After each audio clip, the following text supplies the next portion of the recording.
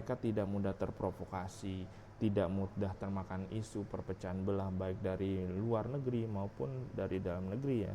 Jadi persatuan ini menjadi benteng yang kokoh untuk stabilitas nasional seperti itu.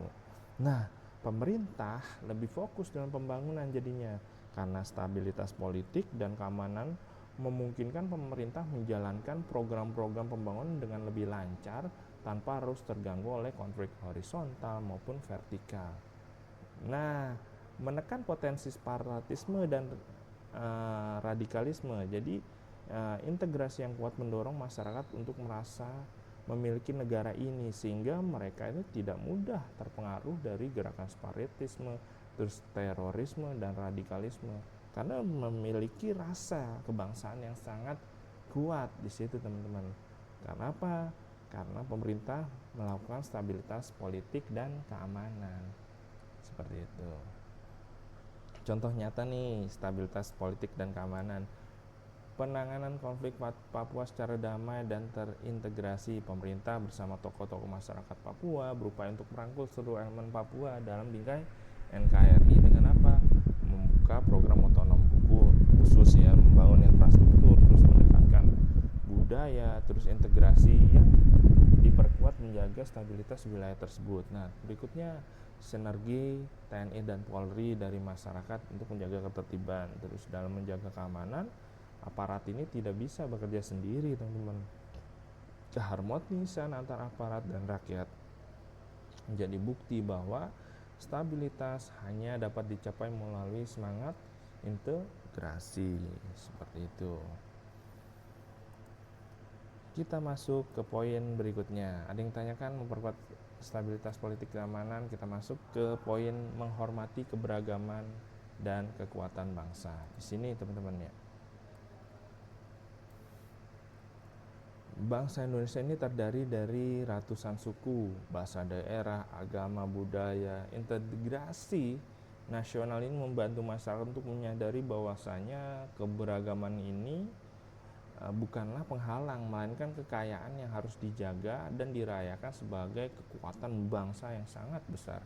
Nah, penjelasannya ini apa? Perbedaan memperkaya perspektif dan solusi teman-teman dalam kehidupan masyarakat dan berbangsa. Adanya perbedaan budaya, adanya pandangan justru membuat ruang bagi kolaboratif, kreatif dan inovasi. Dari setiap daerah ini memiliki keunikan yang bisa disatukan untuk memperkuat identitas nasional.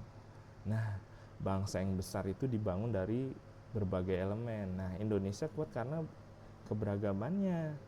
Dari Sabang sampai Merauke, setiap komponen bangsa ini memiliki peranan untuk membentuk Indonesia yang lebih majemuk namun tetap satu.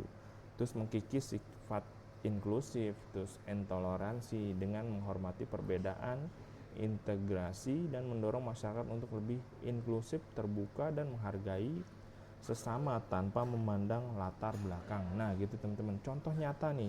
Contoh nyata menghormati keberagaman dan kekuatan ya. Menghargai keberagaman sebagai kekuatan. Contohnya pada saat festival budaya, kegiatan seperti Pekan Budaya Nasional atau festival budaya antar daerah menunjukkan bahwasanya semua budaya di Indonesia ini dihargai, terus diberi ruang untuk tampil, untuk mewujudkan penghormatan terhadap keberagaman. Berikutnya contoh nyata lagi, satu Indonesia dalam tim olahraga nasional, atlet dari berbagai suku, daerah, bangsa bersatu memperkuat Indonesia dalam kompetensi internasional.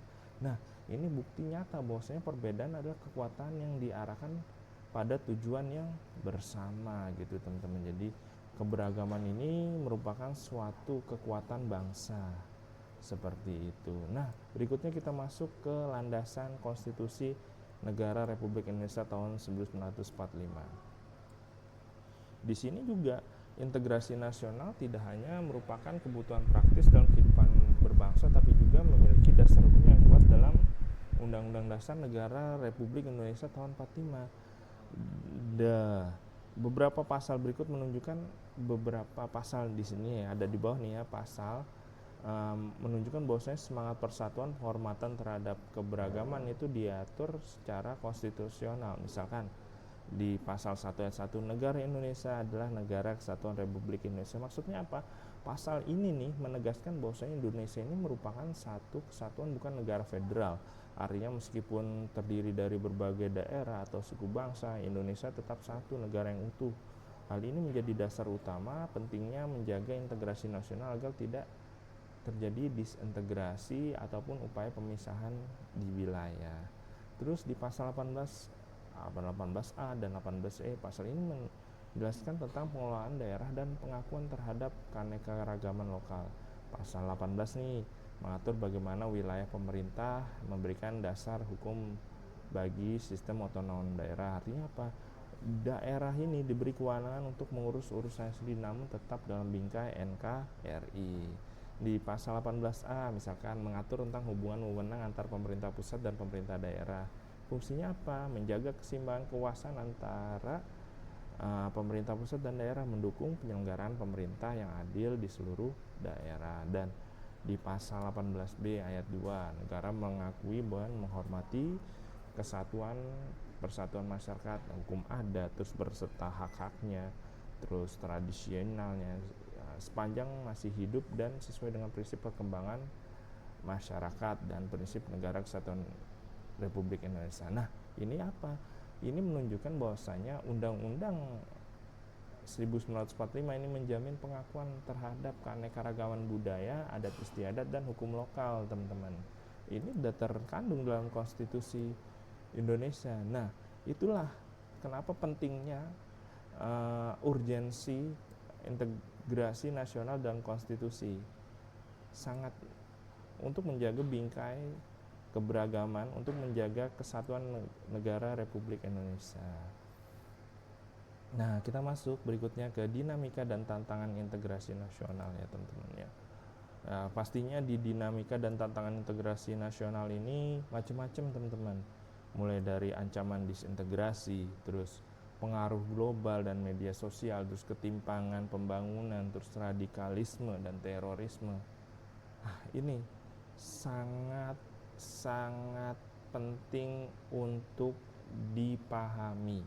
Ancaman disintegrasi, pengaruh global dan media sosial, ketimpangan pembangunan, radikalisme dan terorisme ini membuat dinamika dan tantangan integrasi nasional itu selalu berubah-ubah. Kita masuk ke ancaman disintegrasi. Apa sih yang dimaksud ancaman disintegrasi? Nah, meskipun Indonesia ini terkenal sebagai negara yang memiliki majemuk dan kaya dan keberagaman, integrasi nasional tidak selalu berjalan mulus. Ada kalanya berbagai dinamika, tantangan serius yang mengancam keutuhan bangsa itu ada kalanya. Contohnya misalkan ada konflik horizontal, SARA, konflik yang terjadi antar kelompok masyarakat, perbedaan suku, agama, ras, dan antar golongan. Nah, sering ini memicu perpecahan, misalkan bentrokan antar komunitas dan antar latar belakang suku, agama tertentu yang menciptakan luka sosial dan merusak persatuan. Contoh kerusuhan yang dipicu oleh isu agama, etnis, atau di beberapa wilayah di Indonesia. Berikutnya, ancaman disintegrasinya adalah separatisme. Separatisme ini adalah gerakan yang ingin memisahkan diri dari Negara Kesatuan Republik Indonesia atau NKRI. Nah, gerakan ini bisa didorong oleh ketidakadilan, ketimpangan pembangunan, terus ideologi tertentu yang bertentangan dengan nasionalisme. Contoh gerakan separatis Papua atau gerakan Aceh Merdeka di masa lalu. Nah, ini yang menyebabkan ancaman disintegrasi juga. Berikutnya ada intoleransi agama. Jadi sikap yang tidak menghargai perbedaan keyakinan dan memaksakan kehendak atas dasar agama tertentu dapat menimbulkan diskriminasi, kebencian. Intoleransi dapat menggerus rasa persatuan dan menjadi akar konflik. Di sini nggak boleh teman-teman. Contoh penolakan terhadap pendirian rumah ibadah atau ujaran kebencian berbasis agama di ruang publik atau media sosial itu sangat tidak diperbolehkan karena bisa membuat ancaman disintegrasi bangsa.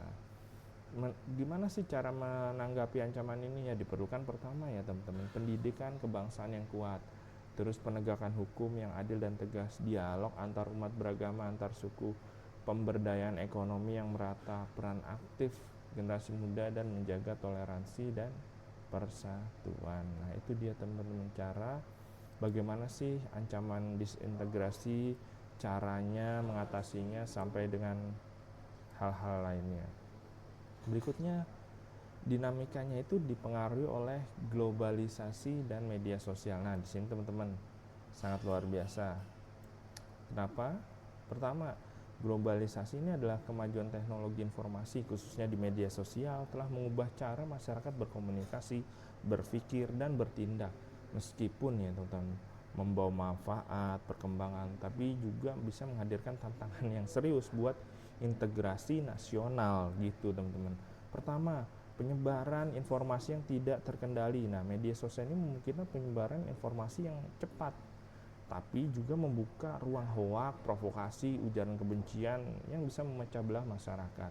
Nah, di sini teman-teman, setiap berita palsu yang disebarkan tanpa verifikasi, kepercayaan antar kelompok bisa merusak. Misalkan berita bohong tentang kelompok agama atau suku tertentu yang viral nih bisa memicu ketegangan ya. Terus apalagi bisa juga melunturkan nilai-nilai lokal. Pengaruh budaya luar ini bisa melalui media digital terus menyebabkan nilai budaya Indonesia ini tergeser ke arah hidup yang lebih asing ya. Ini anak muda misalkan lebih mengenal budaya pop luar negeri daripada budaya di dalam negeri sendiri, sehingga apa? Rasa kebangsaan itu melemah. Contohnya apa nih? Gaya hidup konsumtif, terus individualistis, terus yang bertentangan dengan semangat gotong royong ini hilang. Nah, itu contohnya. Nah, itu pengaruh globalisasi dan media sosial bisa melunturkan nilai-nilai lokal. Nah, pengaruh globalisasi dan media sosial juga bisa menggiring opini atau polarisasi dan ekstremisme digital. Seperti apa nih? Misalkan media sosial sering menciptakan echo chamber atau ruang gema di mana seseorang hanya menerima informasi yang memperkuat pandangannya sendiri. Hal ini bisa memperparah polarisasi politik dan ideologi serta menimbulkan ekstremisme yang dalam berpendapat gitu. Contohnya fanatisme politik di media sosial yang membuat masyarakat saling menjatuhkan dan tidak mau berdialog. Ini contohnya ya. Nah, solusinya apa? Ini dapat dilakukan dengan meningkatkan literasi digital masyarakat, terus mendorong media yang beretika dan bertanggung jawab. Yang ketiga, memperkuat pendidikan karakter dan kebangsaan di era digital. Yang keempat, membangun ruang dialog dan toleransi di platform digital. Nah, ini teman-teman, pengaruh globalisasi dan media sosial.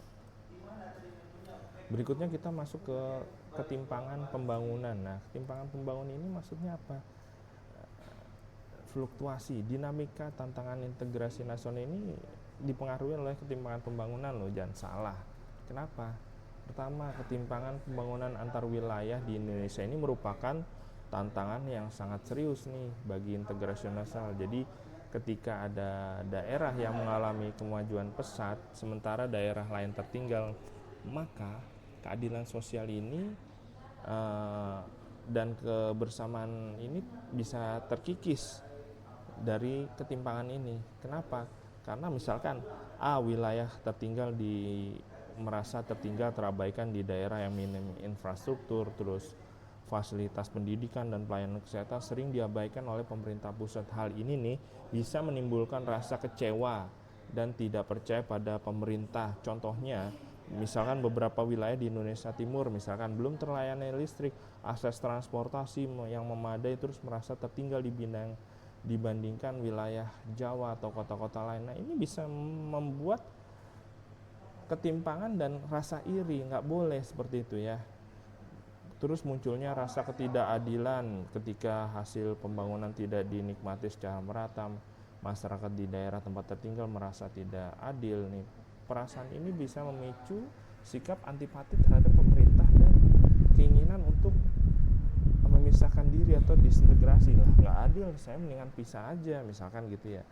Contoh, misalnya protes-protes di masyarakat di daerah terdapat kebijakan pembangunan yang dianggap selalu terpusat di Jawa. Ini luar biasa ketimpangan bisa menimbulkan ketimpangan pembangunan.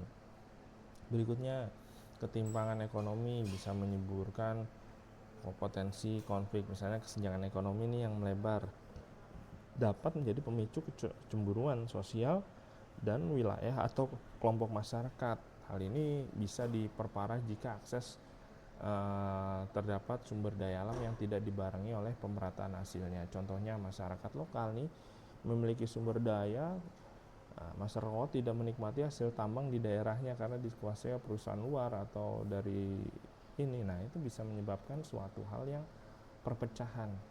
Terus upayanya apa? Jadi upaya yang dapat dilakukan oleh adalah ya pemerataan infrastruktur melalui program nasional, penggunaan otonomi daerah atau pengelolaan potensi lokal, terus kebijakan afirmatif bagi negara tertinggal, terus peningkatkan akses pendidikan, pelatihan, kerja di wilayah 3T. 3T apa? Tertinggal, terdepan, dan terluar. Nah, itu teman-teman ya. Dari ketimpangan pembangunan bisa terjadi yang namanya dinamika dan tantangan integrasi nasional. Berikutnya adalah radikalisme dan terorisme. Nah, di dalam radikalisme dan terorisme ini ada ancaman serius. Ancaman serius maksudnya apa? Bagi integrasi nasional, karena ideologi ekstrim yang mereka usung melawan dengan nilai-nilai Pancasila, terutama sila kemanusiaan yang adil beradab, persatuan Indonesia, kerakyatan yang dipimpin oleh hikmat kebijaksanaan dalam permusyawaratan perwakilan. Nah, ini teman-teman ya, tantangannya adalah salah satunya adalah radikalisme dan terorisme. Saya pun pernah mengalaminya ya, saya bukan mengalami, pernah mendengar di berita, sangat luar biasa itu, menyayat hati. Kita nggak boleh kayak gitu. Nah, gini teman-teman, radikalisme ini keyakinan atau paham yang menuntut perubahan drastis, bahkan dengan kekerasan untuk menegakkan ideologi tertentu. Paham ini menolak keberagaman, menolak aturan konstitusional yang telah tegak berdiri dan sah saat ini. Nah, untuk terorisme sendiri, penggunaan kekerasan atau ancaman kekerasan terhadap warga sipil untuk menimbulkan rasa takut demi apa? Mencapai tujuan tadi, politik dan ideologisnya tadi. Alasannya apa sih radikalisme dan terorisme ini? Kedua ini menggerogoti persatuan dengan cara menyebarkan kebencian terhadap kelompok yang berbeda keyakinan dan pandangan, terus menciptakan ketidaknyamanan dan kecemasan di masyarakat, terus merongrong kepercayaan publik, negara, dan penegak hukum. Nah, ini alasannya. Contoh nyata nih teman-teman, aksi bom bunuh diri di tempat ibadah atau fasilitas umum kelompok teroris. Terus rekrutmen penyebaran paham radikal melalui media sosial atau jaringan gelap yang menargetkan generasi muda. Upayanya apa sih?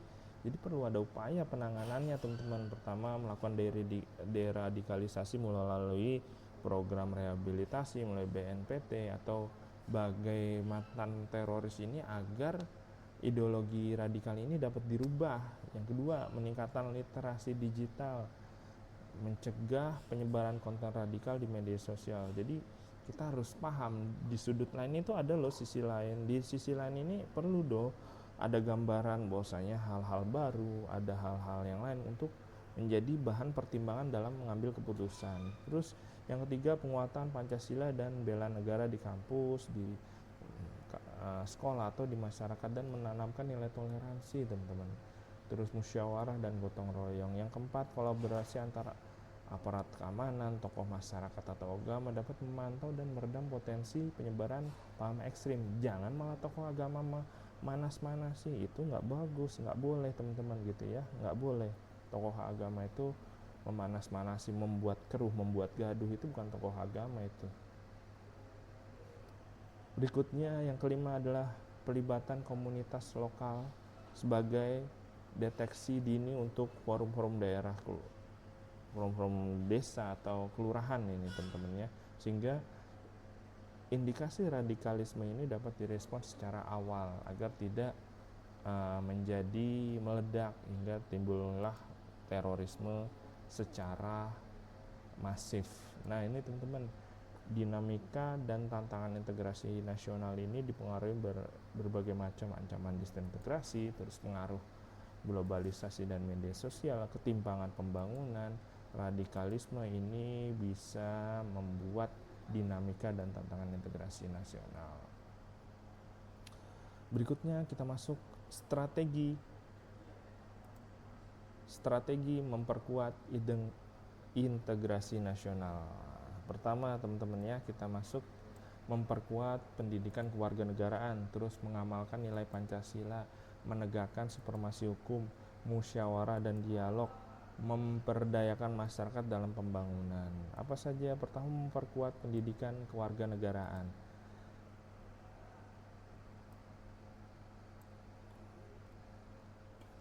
Jadi pendidikan kewarganegaraan ini adalah proses pembelajaran yang membekali warga negara untuk memahami tentang hak dan kewajiban, nilai-nilai Pancasila, terus konstitusi, terus kebijakan negara. Dengan pendidikan kewarganegaraan yang kuat, setiap individu yang tumbuh sebagai warga negara ini cinta tanah air, bertanggung jawab dan aktif partisipasi dalam kehidupan berbangsa dan bernegara. Tujuannya apa? Menanamkan rasa cinta tanah air melalui materi sejarah, simbol negara, terus nilai Pancasila. Siswa ini memahamilah perjuangan pendahulu bangsa sehingga tumbuh rasa kebanggaan menjadi warga negara Kesatuan Republik Indonesia. Yang kedua, meningkatkan kesadaran hak dan kewajiban. Ya, warga ini mampu mengenali hak politik, terus memilih pemilu sekaligus melaksanakan kewajiban misalkan membayar pajak dan mematuhi hukum. Nah, yang ketiga, mendorong partisipasi aktif, jadi membangkitkan ketersediaan kontribusi dalam masyarakat, desa, keluarga, sehingga lingkungan atau organisasi masyarakat. Yang keempat adalah memupuk sikap toleransi dan musyawarah, misalnya melatih keterampilan dialog, menghormati perbedaan, dan menyelesaikan konflik secara damai. Nah, langkah-langkahnya misalkan langkah utama, kurikulum kontekstual, menyesuaikan materi pendidikan kewarganegaraan dengan isu-isu lokal. Ya, saya ini contohnya nih, modul keberagaman budaya Tegal di sekolah, contohnya. Terus model pembelajaran partisipatif. Jadi saya di sini mendiskusikan, terus debat, simulasi musyawarah, project based learning untuk melibatkan siswa atau mahasiswa ya berperan aktif. Contoh, teman-teman bisa ikut OSIS atau voting demokrasi, terus memperkuat ekstrakurikuler, misalnya ada klub Pancasila, terus forum anak muda, terus kegiatan bela negara ringan atau wadah praktik misalkan kebangsaan. Nah, contohnya apa sih? Kursus kepemimpinan lewat pramuka, penegak berbasis pendidikan kewarganegaraan, terus pelibatan tokoh masyarakat dan ahli, misalnya menggunakan pejabat desa, veteran atau akademisi untuk berbagi pengalaman dan inspirasi. Nah, ini seminar peranan generasi muda dalam mempertahankan NKRI. Nah, ini perlu. Terus evaluasi dan monitoring berkelanjutan. Pertama, mengukur sikap pelaku, survei, terus di observasi, portofolio siswa, terus buatkan kuesioner sikap toleransi sebelum dan sesudah kegiatan PKN. Nah, ini jadi terukur pelaksanaannya seperti apa untuk memperkuat pendidikan Pancasila. Apa sih dampaknya? Nah, indikator keberhasilannya apa? Jadi jika pendidikan Pancasila ini berhasil, jadi peningkatan partisipasi pemula, pemilu lokal ataupun pemilihan OSIS ini luar biasa. Ini berhasil berarti. Jadi berikutnya, survei sikap toleransi menunjukkan kenaikan presentasi siswa lebih menghargai perbedaan. Nah, ini contohnya ya teman-teman. Nah, terus dokumentasi kegiatan gotong royong musyawarah antar desa yang melibatkan lintas kelompok. Nah, ini bisa jadi indikator keberhasilan. Terus hasil karya siswa misalkan esai, video, poster tentang integrasi nasional dan nilai kebangsaan.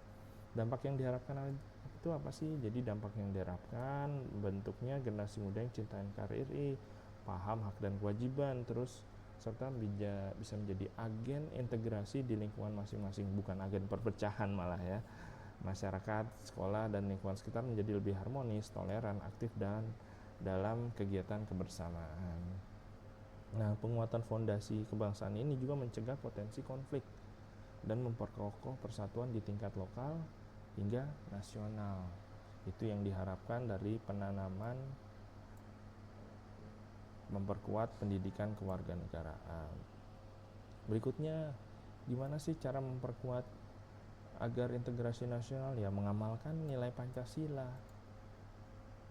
Mengamalkan nilai-nilai Pancasila, teman-teman. Pertama, menjadikan 5 sila ini bukan sekedar hafalan, melainkan pedoman nyata dalam bertindak sehari-hari. Misalkan langkahnya adalah sosialisasi kontekstual, misalkan diskusi tentang Pancasila, terus keteladan pemimpin, ya, pejabat publik, guru, dan tokoh masyarakat ini harus menunjukkan juga nilai Pancasila. Jangan cuma sebatas omong-omong. Terus pelatihan workshop, jadi bagi PNS, guru pelajar dilakukan pelatihan. Terus integrasi dalam kebijakan, jadi setiap kebijakan daerah ini selaras dengan Pancasila. Terus media dan kampanye, manfaat media sosial, seni atau video. Nah, termasuk video ini saya buat ini untuk memperkenalkan Pancasila, untuk menguatkan nilai Pancasila kepada masyarakat Indonesia umumnya dan khususnya pada mahasiswa PKTJ. Terus melalui evaluasi dan penghargaan. Jadi tetap setelah dievaluasi terus mengukur nilai dan memberi penghargaan kepada warga yang sesuai Pancasila. Misalkan warga Pancasila Award tiap tahunnya seperti itu. Nah, diharapkan apa? Nanti hasil yang diharapkan masyarakat ini menunjukkan sikap toleran, adil, partisipatif. Terus kebijakan publik dan praktik sosial ini mencerminkan persatuan dan kerakyatan, keadilan sosial, dan membentuk budaya nasional yang kokoh berdasarkan Pancasila. Seperti itu ya teman-teman. Itu dari pengamalan nilai Pancasila. Terus yang ketiga apa sih untuk strategi untuk memperkuat integrasi nasional? Ya menegakkan supremasi hukum. Menegakkan supremasi hukum ini maksudnya apa? Supremasi hukum ini apa? Nah, kan pertanyaan kan. Jadi supremasi hukum ini adalah prinsip bahwa hukum ini ya posisinya tertinggi, teman-teman, mengikat setiap individu dan lembaga di negara. Jadi penegakan supremasi hukum ini yang adil lah, tegas lah, dan memastikan tidak ada apapun di atas hukum lah, baik itu rakyat biasa maupun pejabat maupun pengusaha besar. Nah itu dia. Jadi supremasi hukum ini menjadi kunci menjaga integrasi nasional, karena hukum yang tegak akan memberikan rasa keadilan, kepastian pada seluruh warga negara, dan menimbulkan aura positif lah kepada masyarakat dan percaya kepada pemerintah. Tujuannya apa? Yaitu tadi ya teman-teman. Pertama, menjamin keadilan sosial bagi seluruh rakyat Indonesia, menciptakan sistem hukum yang adil dan tidak memihak tanpa diskriminasi terhadap suku, agama, atau status sosial. Ini luar biasa. Terus meminimalisir konflik dan diskriminasi. Nah, dengan supremasi hukum ini bisa menyelesaikan perselisihan secara damai melalui mekanisme hukum yang sah dan menghindari penyelesaian secara kekerasan dan anarkisme. Jangan akhirnya di bawah tangan, di akhirnya carok ataupun berantem tanpa melibatkan hukum. Ini luar biasa. Kalau sudah terjadi begitu, berarti mereka tidak percaya tentang hukum yang ada di Indonesia. Yang ketiga, meningkatkan kepatuhan terhadap hukum. Nah, di sini nih mendorong warga negara untuk memenuhi hukum secara hukum itu adil dan diterapkan secara konsisten. Nah, gitulah teman-teman supremasi hukum. Jadi masyarakat tuh merasa ya udahlah, serahkan pada hukum yang berwajib. Itu kan udah enak jadinya. Merasa adil semua, jadi nggak ada yang namanya dendam gitu ya teman-temannya. Langkah utama pertama ya reformasi sistem hukum, terus pelatihan penegakan hukum, terus keterbukaan dan akuntabilitas, terus penegakan hukum yang tegas, terus pemberdayaan masyarakat dan meningkatkan kerjasama antar lembaga. Ini semua teman-teman contohnya. Luar biasa kalau hukum ini bisa ditegakkan, keadilan, kepercayaan masyarakat kepada pemerintah ini akan naik. Jadi indikator keberhasilannya apa? Oke. Pertama, penurunan pelanggaran hukumnya. Berkurangnya pelanggaran hukum di masyarakat ini karena rasa keadilannya kurang, teman-teman. Berkurangnya pelanggaran hukum di masyarakat karena rasa keadilan kurang. Aneh kan? Jadi pelanggaran hukum di masyarakat ini karena keadilannya kurang. Jadi akhirnya ya udahlah, malas urusan sama hukum, jadi nggak tercatat teman-teman. Terus peningkatan kepercayaan kepada institusi hukum. Nah, peningkatan kalau berhasil nih ya, survei menunjukkan bahwa kepercayaan publik terhadap sistem peradilan dan aparat penegak hukum ini meningkat. Sore yang pertama nih, penurunan kasus pelanggaran hukum. Jadi berkurangnya pelanggaran hukum di masyarakat karena rasa tidak adilan. Ya kenapa? Karena kalau saya salah nanti dihukum, saya nggak mau. Saya udah pasti dihukum, saya nggak mungkin lolos dari hukum. Jadi pelanggaran ini bisa terjadi, atau dari sisi lain bisa jadi teman-teman ya. Jadi ini sifatnya relatif, ini indikatornya aja, bisa jadi indikatornya salah. Silakan komen di bawah. Terus tindak lanjut kasus korupsi kejahatan berat, misalnya proses hukum berjalan lancar tanpa intervensi politik, dan perilaku dari pelaku ini dihukum sesuai dengan hal yang berlaku. Yang berikutnya, keterlibatan masyarakat dan pengawasan hukum. Terbentuknya lebih banyak LSM, lembaga independen yang mengawasi penegak hukum di tingkat lokal maupun nasional. Dampaknya apa? Dampak yang diharapkan dari tegaknya keadilan dan kepastian hukum ini, warga negara merasa dihargai haknya, tidak ada yang kebal hukum. Terus peningkatkan kepercayaan masyarakat kepada negara. Rakyat semakin percaya bahwa negara berfungsi untuk melindungi kepentingan dan hak rakyat. Terus mengurangi proses yang namanya proses ketimpangan. Ini bisa meningkatkan potensi disintegrasi. Nah, masyarakat yang tertib dan damai ini, proses hukum yang transparan dan adil ini bisa menciptakan masyarakat yang lebih tertib dan berkurangnya ketegangan nasional, dan menciptakan integrasi yang lebih kuat dari seluruh lapisan masyarakat. Nah, seperti itu teman-teman ya. Berikutnya kita masuk ke dalam musyawarah dan dialog. Nah, kita masuk ke musyawarah dan dialog. Di sini teman-teman, menyelesaikan perbedaan dengan jalan damai dan mufakat melalui proses diskusi terbuka dan saling mendengar ini bisa cari titik temu untuk kepentingan bersama. Pertama, tujuannya apa? Untuk meredam konflik dan mencegah eskalasi perselisihan, yang menyediakan saluran lebih resmi untuk penyelesaian masalah. Terus yang kedua, membangun kepercayaan, meningkatkan rasa saling percaya antar kelompok melalui komunikasi yang jujur dan transparan. Yang ketiga, mencapai kesepakatan bersama, menghasilkan keputusan yang diterima semua pihak, sehingga memperkuat rasa yang memiliki terhadap solusi yang diambil. Jadi mereka setiap solusi yang diambil ini merasa memiliki, tujuannya itu. Adapun langkahnya, pertama ya fasilitasi forum terbuka, terus pelatihan mediasi agar tidak salah berbicara, terus menetapkan aturan dan proses, terus pendampingan fasilitator, terus kita dokumentasikan dan tindak lanjutnya seperti apa. Indikatornya dalam penyelesaiannya apa sih? Indikator penyelesaian dalam musyawarah dialog. Pertama, tingkat penyelesaian konflik, presentasi sengketa lokal yang selesai melalui musyawarah ini meningkat. Terus kepuasan peserta survei menunjukkan mayoritas peserta merasa didengar dan puas hasil mufakat, walaupun ada ya segelintir orang pasti yang tidak puas, wajar. Terus yang kedua, konsistensi pelaksanaan kesepakatan bersama, diimplementasi tempat dan waktu, poin yang tepat, lokasi yang strategis. Terus replikasi model musyawarah yang berhasil ini di satu lokasi kemudian bisa diadopsi di wilayah lain sebagai jurisprudensi atau sebagai contoh atau project based learningnya ya teman-teman ya.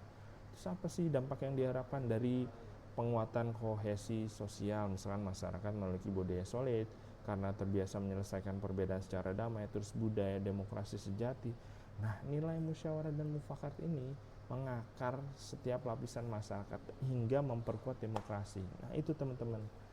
Terus apa? Keberlanjutan integrasi, proses dialog berkelanjutan, memahami integrasi nasional dan tetap tangguh menghadapi dinamika sosial. Seperti itu teman-teman, musyawarah dan dialog. Kita masuk ke berikutnya, strategi memperkuat integrasi nasional, yaitu memberdayakan masyarakat dalam pembangunan. Ini apa sih? Kita masuk ya. Oke. Nah, di sini teman-teman, jadi tujuan untuk meningkatkan rasa kepemilikan masyarakat yang terlibat langsung hasil pembangunan karena milik bersama. Jadi akan menjaga, contoh mendorong partisipasi aktif, misalkan warga proaktif mengusulkan, merencanakan, mengawasi proyek pembangunan. Yang ketiga, memperkuat akuntabilitas. Keterlibatan publik banyak orang ini bisa meningkatkan transparansi dan mengurangi potensi korupsi, teman-teman ya. Ya, pertama langkah-langkahnya apa? Nah, langkah-langkahnya pertama ya membangun musyawarah pembangunan daerah, misalkan membentuk forum warga, dana partisipatif, terus pelatihan keterampilan. Yang kelima, kemitraan dengan lembaga swadaya masyarakat. Nah, itu teman-teman ya. Nah, indikator keberhasilannya apa? Jadi tingkat partisipasi masyarakat, presentasi warga yang hadir, dan kontribusi terhadap musrembang ini adalah suatu indikator keberhasilan ya pada saat forum warga tersebut. Realisasi pada usulan warga, misalkan ya proporsi usulan pembangunan oleh masyarakat yang terrealisasi banyak ini, nah itu berhasil. Tingkat kepuasannya seperti apa? Ya dilakukan survei menunjukkan bahwasanya masyarakat ini puas terhadap hasil pembangunan lokal. Nah itu indikator keberhasilan. Terus dampak yang diharapkan apa, teman-teman? Dampak yang diharapkan rasa memiliki yang kuat, masyarakat merasa bangga dan bertanggung jawab atas hasil pembangunan di lingkungan mereka, dan meningkatkan keberlanjutan proyek. Nah, maksudnya apa? Pembangunan yang dirancang bersama lebih sesuai dengan kebutuhan lokal dan lebih berkelanjutan gitu. Berikutnya, penguatan integrasi nasional. Jadi melakukan kolaborasi lintas kelompok bisa tuh mempererat ikatan sosial dan memperkokoh, balik lagi yang tadi saya bilang bahwasanya persatuan dan kesatuan ini bisa meningkat karena adanya kolaborasi antar agama, golongan, atau suku bangsa gitu teman-teman. Jadi pemberdayaan masyarakat ini sangatlah perlu dalam pembangunan untuk supaya memperkuat integrasi nasional, salah satu dari strateginya untuk memperkuat itu. Oke, setelah ini tugas ya teman-teman ya, silahkan tugasnya dikerjakan. Mungkin demikian dari saya teman-teman.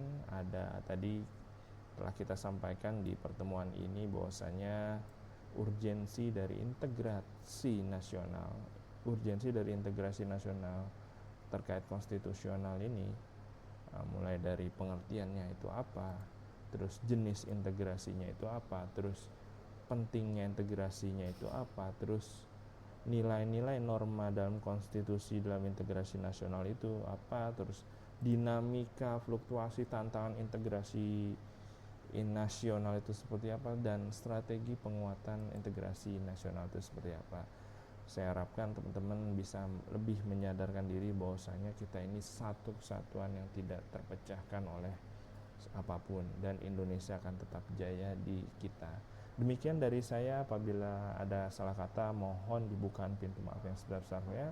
Saya Aji Setiawan. Assalamualaikum warahmatullahi wabarakatuh.